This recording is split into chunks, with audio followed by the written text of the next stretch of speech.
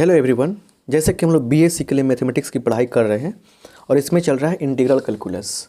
तो आज हम लोग इसमें पढ़ने वाले हैं डिफरेंट इंटीग्रेशन। पहले इसका हम बेसिक कॉन्सेप्ट समझेंगे, फिर उसके बाद इस पे क्वेश्चन कराएंगे, फिर उसके बाद इसका प्रॉपर्टी पढ़ाएंगे। ये सब कुछ लगातार सीरीज चला रहे हैं हम। इससे आपका पूरा कन्फर्म है कॉन्सेप्ट क्लियर हो जाएगा और एग्जाम में क्वेश्चन बनेगा। ये क्वेश्चन जो आप सोल्व कर रहे हैं, कंसेप्ट देख रहे हैं, ये सिर्फ आपके बीएससी के लिए फ़ायदेमंद नहीं है, ये आने वाले एग्ज़ाम के लिए भी काफ़ी फ़ायदेमंद है। तो आपसे रिक्वेस्ट करना चाहेंगे, इस नंबर पे व्हाट्सअप करके आप कोर्स प्राप्त कर सकते हैं और कोर्स प्राप्त करके आराम से अपना प्रिपरेशन बढ़िया से कर सकते हैं। कुछ वीडियोज प्लेलिस्ट में फ्री ऑफ कॉस्ट दिया गया है, वहाँ से भी आप लाभ उठा सकते हैं। तो जुड़ेंगे आप हमसे तो फ़ायदा होगा आपको, ठीक है। तो सबसे पहले लाइक कर दीजिए और देखिए यहाँ कॉन्सेप्ट को देखिए। If integration of a function f(x) is equal to gx plus c, इस फंक्शन का इंटीग्रेशन करने पर यह gx मिल रहा है हमको। Then integration of f(x) from limit a to b, मतलब अब यहाँ पे क्या किया हमने, इसी फंक्शन को हमने इंटीग्रेशन करने के बाद की, लेकिन लिमिट लगा दी, a से b तक लगा दी। तो फिर इंटीग्रेशन तो वही होगा, इंटीग्रल वही मिलेगा आपको, लेकिन यहाँ पे c नहीं जुड़ेगा, ठीक है। यहाँ लिखेंगे a टू b, सिंपल बात। यहाँ c को हटाए थे हम लोग और करते क्या, हम लोग एक बार अपर लिमिट रखते हैं इसमें हम लोग और माइनस लोअर लिमिट, बस। तो याद रखिएगा यहाँ पे, याद रखिएगा यहाँ पे कि डायरेक्ट बात याद रखिएगा। यहाँ पे a टू b दिया गया है, f(x) है, dx है। इस चीज़ में हम लोग क्या करते हैं, इस e को बोलते हैं लोअर लिमिट। क्या बोलते हैं? लोअर लिमिट बोलते हैं। इसको बोलते हैं हम लोग अपर लिमिट, अपर लिमिट बोलते हैं, है ना। क्लियर? तो ये जब लिमिट आ जाए तो क्या बोलेंगे हम लोग, ये डिफरेंट इंटीग्रेशन है। क्लियर? समझ गए ना? ये बात को याद रखना, रखिएगा हमेशा सेटअप करके। अब एग्जाम्पल कैसे समझेंगे इस बात के लिए, क्या तरीका है। एग्जाम्पल देखते हैं हम लोग। एग्जाम्पल, बस एग्जाम्पल ये है कि इसे मान के चलिए, यहाँ पे दिया है x का, यहाँ पे स्क्वायर dx, ठीक है। और यहाँ दिया है 1 से 2, लोअर लिमिट 1 है, अपर लिमिट 2 है। बिल्कुल बेसिक से पढ़ाते हैं हम, ठीक है ना। इसलिए सीरीज जो देखेगा ना उसको पता चलेगा क्या पढ़ा रहे हैं हम। तो कैसे सोल्यूशन करेंगे देखिए। तो 1 से 2 एक्स स्क्वायर dx क्या होगा देखिए। तो एक्स क्यू पावर में जोड़ते हैं, नीचे जाकर छोड़ते हैं, पावर में 1 की ऐड किया, नीचे डिवाइड किया, और क्या हो गया, 1 से 2 हो गया। अब 1/3 बाहर कर लेंगे यहाँ पे। अब x की जगह पे क्या रखेंगे, 2 रखेंगे, 2 का क्यू माइनस 1 का क्यू, 1/3, और ये कितना होगा, 8 - 1 7 हो जाएगा। आंसर क्या हो गया, 7/3 हो गया। अब एक बात सुनिए ध्यान से, क्या हो गया, 7/3। यहाँ अगर नहीं दिख रहा है आपको तो हम यहाँ से हटा देते हैं, कोई दिक्कत नहीं है। हम लोग यहाँ भी लिख सकते हैं 7/3 हो जाएगा। अब दिख गया ना आपको।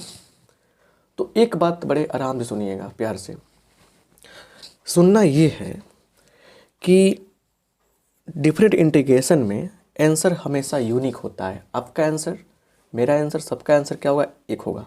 जिसमें सी लगता है इसको क्या बोलते हैं, इंडिफरेंट इंटीग्रेशन बोलते हैं। इसमें क्या होता है, आपका आंसर मेरा आंसर अलग अलग हो सकता है, क्योंकि कैलकुलेशन के ऊपर डिपेंड करता है, वो कहाँ तक कौन स्टेप बढ़ा है उस पर डिपेंड करता है। बट इसमें कहीं भी कुछ कर ले, लिमिट रखने पर आंसर वही मिलने वाला है।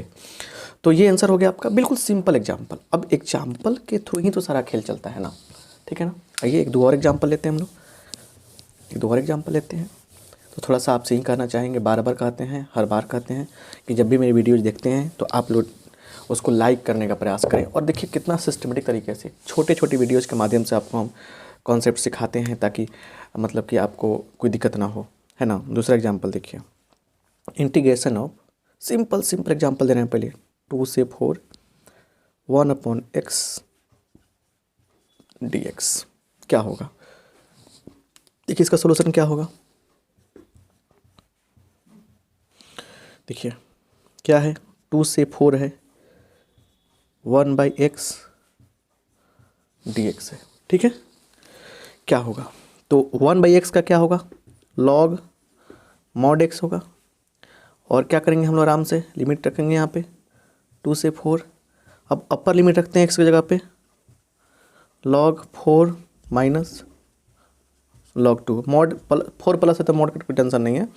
तो log a माइनस बी क्या होता है, log a/b होता है, 4/2 हो जाएगा। तो log 2, यहीं क्या हो गया हमारा आंसर हो गया, यहीं क्या हो गया हमारा आंसर हो गया। नहीं समझ पा रहे हैं बात को बढ़िया से, नहीं दिख रहा है क्या, नहीं दिख रहा है, चलिए दिखा नहीं, यहाँ पे log 2 हो गया। और समझिए तीसरा एग्जाम्पल लेते हैं हम। तीसरा एग्जाम्पल क्या है, एग्जाम्पल इसलिए बता रहे हैं ना कि आपका कॉन्सेप्ट जो है ना वो क्लियर हो, हमेशा क्लियर कॉन्सेप्ट जानना जरूरी होता है, ठीक है। यहाँ पे देखिए, यहाँ पे दिया है इंटीग्रेशन ऑफ कितना 0 to π/2 है ना, cos स्क्वायर x dx। कोई बात नहीं, यहाँ देखिए सबसे पहले इंडिफरेंट इंटीग्रेशन करना है, क्या होगा 0 से π/2 होगा।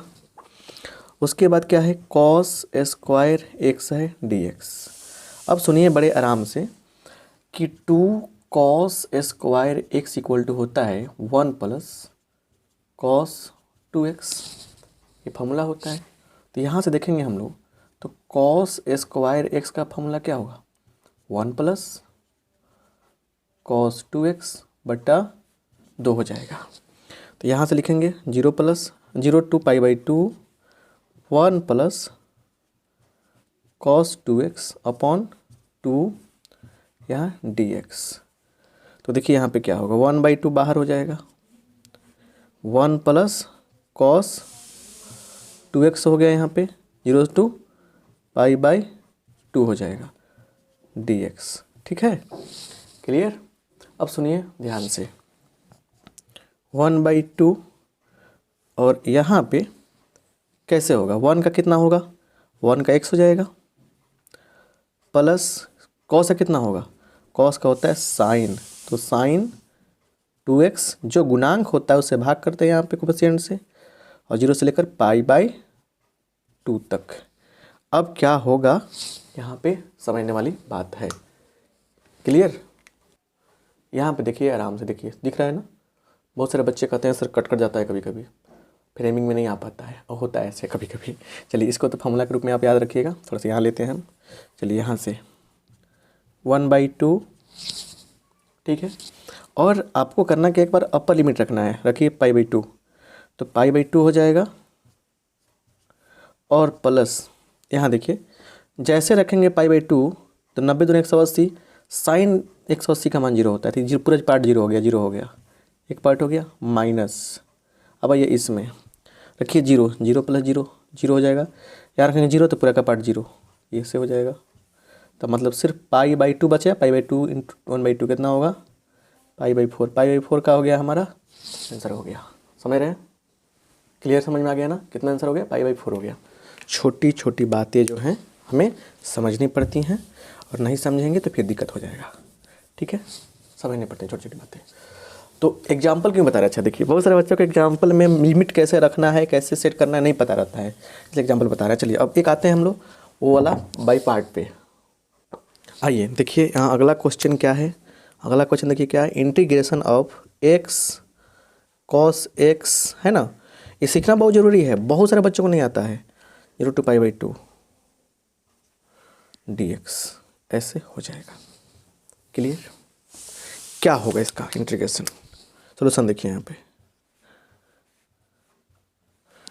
Integration of 0 to π/2 x cos x dx।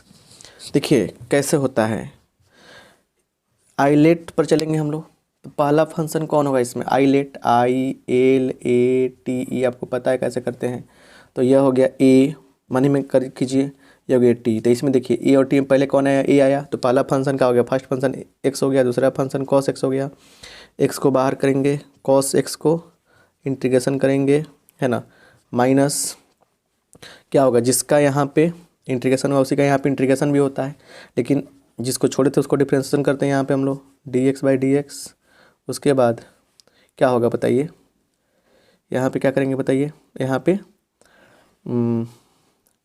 cos x into dx और पूरा का लिख देंगे, यहाँ पे लिख देंगे dx।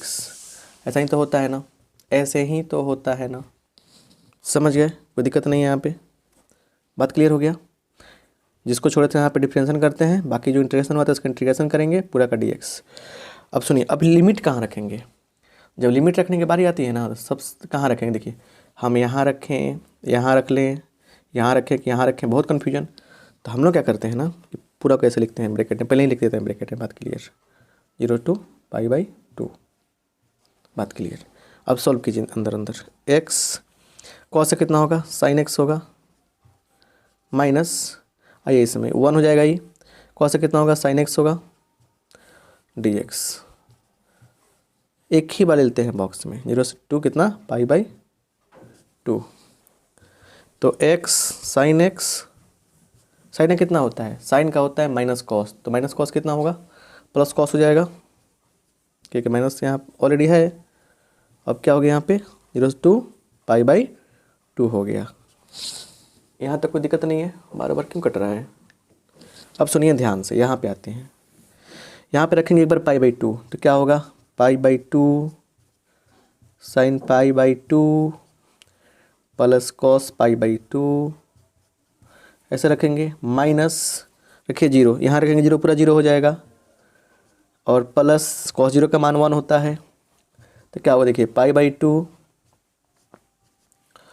इंटू 1 प्लस कॉस π/2 का मान 0 होता है, अब पूरा में से कट जाएगा 1, तो क्या हो गया बताइए? इसका सिंपल सा आंसर क्या आ गया, π/2 - 1, यही क्या हो गया हमारा आंसर हो गया, यही क्या हो गया आंसर हो गया हमारा। तो एक लाजवाब तरीका ही रहा समझने का, समझे ना, बहुत अच्छा चीज़ है ये, ठीक है ना। तो इस तरह से आप समझ सकते हैं। तो जितना लोग देख रहे हैं उनसे ही कहना चाहेंगे, जब भी आपको वीडियो मिले, कभी मिले, पूरा सीरीज को देखिए, छोटे छोटे वीडियो के माध्यम से हम हर कुछ बताते हैं, समझाते हैं, क्लियर। अब आइए हम लोग देखा जाए कुछ अलग कॉन्सेप्ट को, समझे ना। लेकिन इसके लिए फिर अगले वीडियो मिलेंगे आपसे। अगर ये वीडियो अच्छा लगा है दोस्तों में शेयर कीजिए और चैनल को सब्सक्राइब कर लीजिए, फ़ायदा ही फ़ायदा होगा। आप सबका बहुत बहुत धन्यवाद।